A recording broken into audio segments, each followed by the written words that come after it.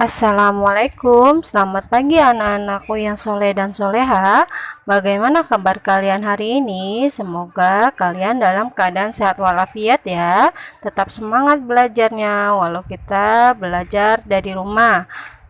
Sebelum kita mulai pembelajaran, kita awali dengan membaca doa belajar dan tadarusnya ya. Bismillahirrahmanirrahim. Berdoa dimulai, berdoa selesai. Disimak ya video yang ibu berikan hari ini. Selamat menyimak.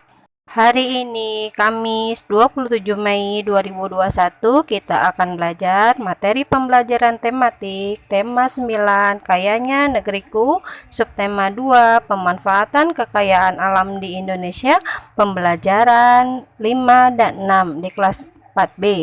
Tujuan pembelajaran kita hari ini yang pertama, PPKN, siswa dapat menunjukkan sikap disiplin dalam memenuhi kewajiban dan hak sebagai warga masyarakat sebagai wujud cinta tanah air. Yang kedua, IPA, siswa dapat mengidentifikasi berbagai sumber energi, perubahan bentuk energi, dan sumber energi alternatif dalam kehidupan sehari-hari. Yang ketiga, IPS, siswa dapat mengidentifikasi karakteristik ruang dan pemanfaatan sumber daya alam untuk kesejahteraan masyarakat. Kerjasama dalam menjaga kelestarian lingkungan. Upaya pelestarian lingkungan harus dilakukan oleh seluruh masyarakat, bukan hanya oleh pemerintah. Sebanyak apapun usaha pemerintah dalam melestarikan lingkungan akan percuma jika tidak diimbangi dengan usaha dari masyarakat.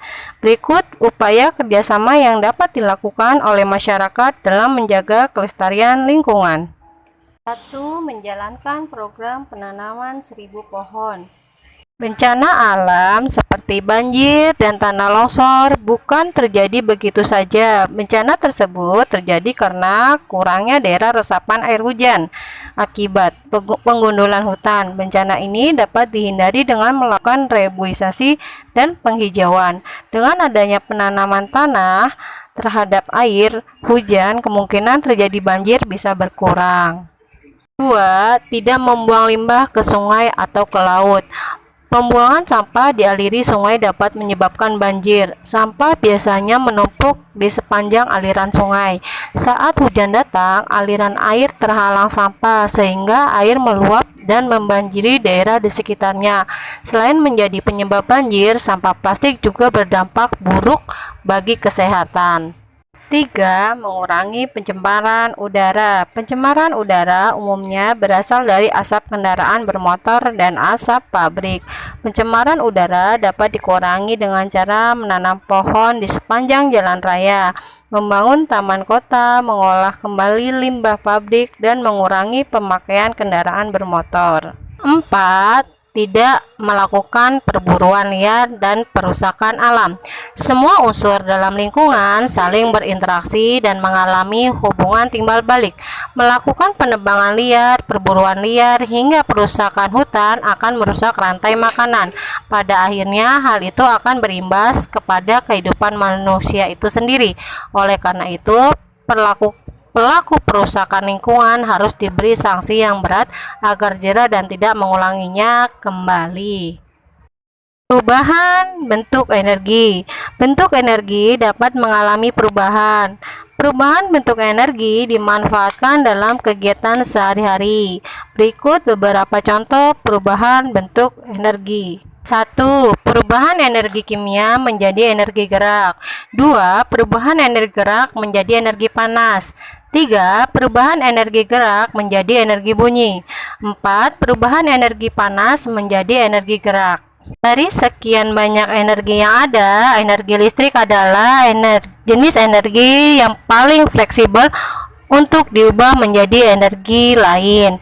Contoh energi listrik dapat diubah menjadi energi cahaya, energi bunyi, energi gerak, energi magnet, dan energi panas. Sumber daya alam hayati dan non-hayati. Sumber daya alam adalah sesuatu yang dapat dimanfaatkan untuk berbagai kepentingan dan kebutuhan hidup manusia.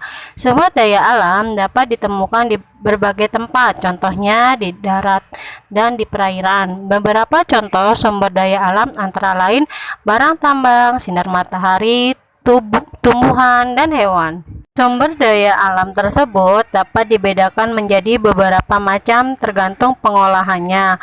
Contohnya, sumber daya alam berdasarkan jenisnya, sifatnya, dan kegunaannya. Kali ini kamu akan belajar macam-macam sumber daya alam berdasarkan jenisnya. Berdasarkan jenisnya, sumber daya alam dapat digolongkan menjadi dua jenis, yaitu sumber daya alam hayati dan non-hayati.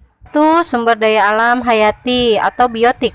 Sumber daya alam hayati adalah sumber daya alam yang berasal dari makhluk hidup. Ciri utama sumber daya alam hayati adalah tumbuh, bergerak, berkembang biak, bernapas, dan membutuhkan makanan. Contohnya tumbuhan dan hewan. 2. Sumber daya alam non-hayati atau abiotik. Sumber daya alam non-hayati adalah sumber daya alam yang berasal dari benda mati, contohnya air dan bahan tambang seperti minyak bumi, emas, dan belerang. Pemanfaatan sumber daya alam hayati. Negara kita memiliki sumber daya alam yang berlimpah. Sumber daya alam tersebut dimanfaatkan untuk kemakmuran seluruh rakyat Indonesia. Demikian pembelajaran yang Ibu sampaikan hari ini, semoga dapat dipelajari dan dipahami anak-anak. 1. Tuliskan upaya kerjasama dalam menjaga kelestarian lingkungan. 2. Tuliskan 4 contoh perubahan bentuk energi. 3. Tuliskan apa yang dimaksud dengan sumber daya alam hayati dan non-hayati. Saja tugas yang Ibu berikan hari ini dikerjakan di buku tulis jawabannya saja, lalu difoto, lalu dikirim ke Ibu ya. Tetap semangat walau kita belajar dari rumah. Lupa jaga kesehatan. Wassalamualaikum warahmatullahi wabarakatuh.